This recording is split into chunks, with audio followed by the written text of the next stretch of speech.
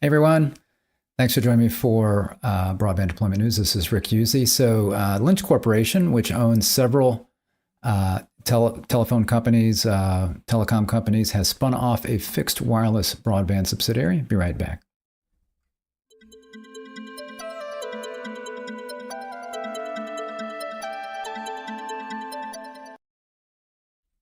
Thanks for joining me. Rick Usey here with Broadband Deployment News. So saw the story, wanted to talk about it. So you see here, Sound Broadband, spectrum holder, LICT makes big fixed wireless access moves. So Sound Broadband is the name of the subsidiary that they've spun off. LICT Corporation is actually a holding company that owns several independent telephone companies, basically is how they got started, I believe. So you've got some rural local exchange carriers, some CLECs, some competitive local exchange carriers.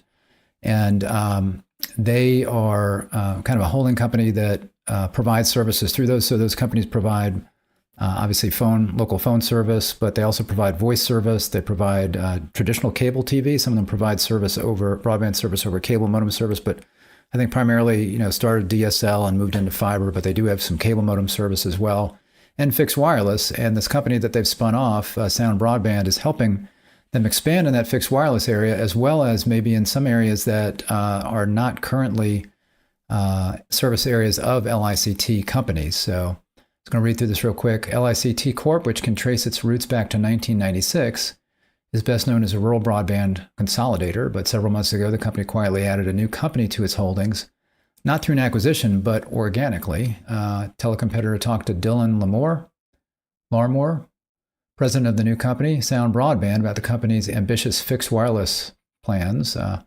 Says, we're currently helping enable LICT subsidiaries to expand wirelessly, said Larmore. And as far as who they are, I've got a page open here with the subsidiaries. So again, you see LICT Corp.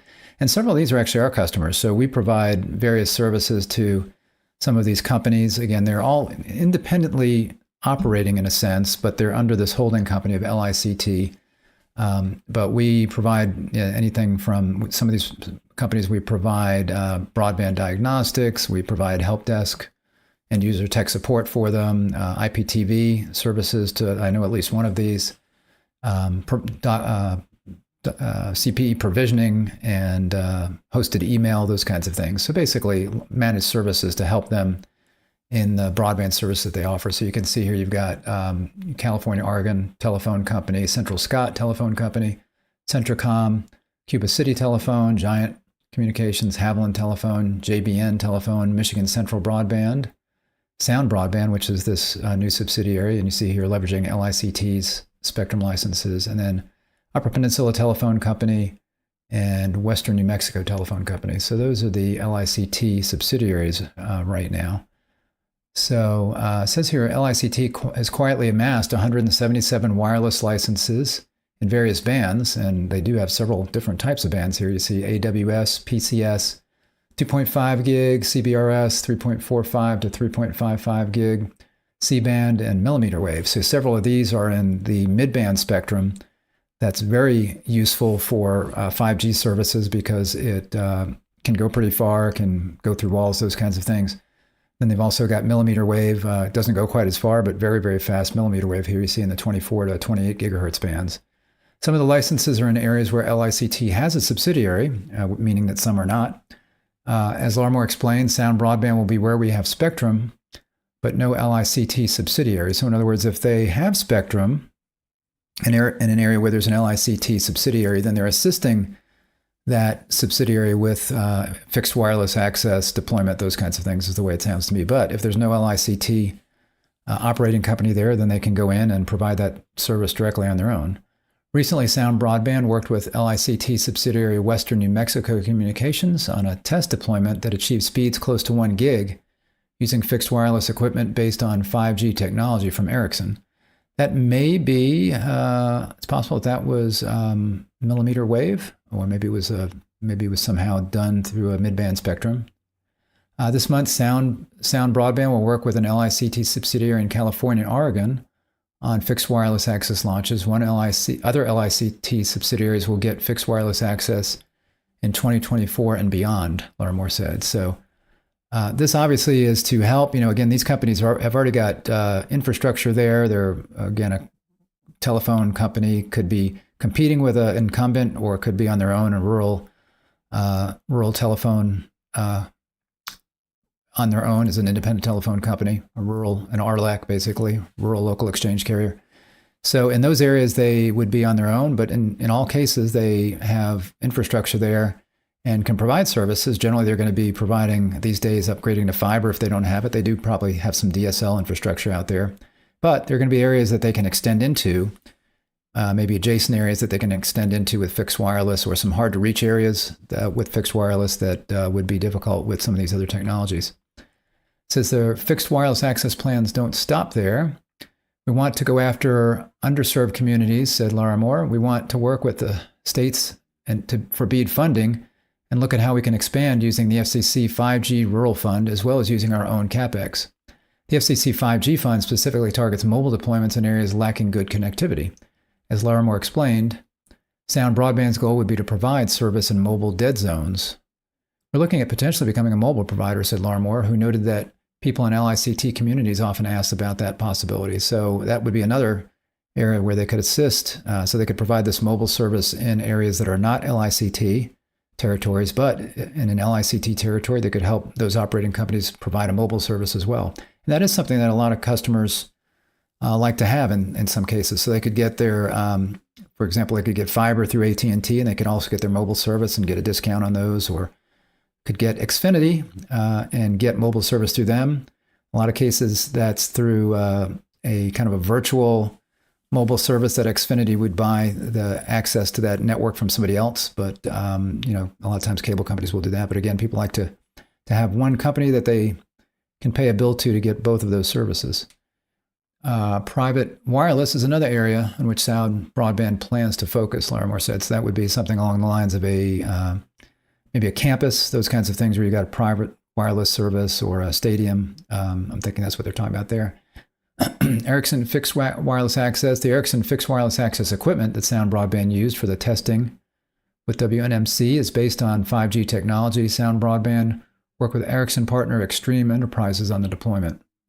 So again, 5G is where they're going to be doing that fixed wireless access, and they do have, looks like, a good amount of mid-band spectrum as well. They've got some millimeter spectrum as well.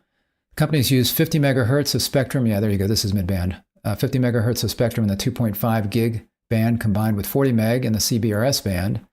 The CBRS spectrum was a mixture of licensed and general authorized access spectrum. So in CBRS, you've got three license tiers. You've got priority access licenses. You've got incumbents that are in that band that would be like the Navy primarily. So you've got Navy ships and Navy operations that occasionally need to use that spectrum. So then you've got priority access licenses that are the next level down, and those folks actually have licensed the spectrum and have the ability to use that. Then you've got what they call here general authorized access spectrum, and that is shared spectrum where you don't have to have a license, but it is controlled. So the spectrum sharing is controlled. And this, I believe, is also what the FCC would consider licensed by rule. So if you have CBRS spectrum, I believe it is still something that's considered licensed by rule for BEAD. The company saw stable speeds as high as 800 meg over distances as great as 4.5. So as high as 800 meg, yeah, that would be mid-band. When they were talking about gig, I was thinking that might have to be millimeter wave. So they went as high as 8 meg over distances as great as 4.5 miles. When there was a clear line of sight, according to David Tews, president of Extreme Enterprises, without line of sight, speeds were in the range of 300 to 400 meg, Tews said. So that's still really fast. And as you can see here, you don't have to have line of sight with this mid-band spectrum. If you've got millimeter wave, again in that we were looking at 28 to 30-something gigahertz spectrum, very fast, but you have to have line of sight. So you've got, and it doesn't travel very far. So that's where you've got small cells, and all the small cells need to have line of sight. You need to have line of sight to your customer, so it's much more easily attenuated. But this mid-band spectrum goes pretty far, and even without line of sight here, they're getting 300 to 400 megabits per second, so those are good speeds. Sound Broadband may use more than one type of fixed wireless access equipment from more than one manufacturer to meet the requirements of specific installations, Larmore said. He added, though, that the company likes 3GPP standards, such as those to which the Ericsson equipment is built, because when we deploy these systems, we're not handcuffed by a single vendor.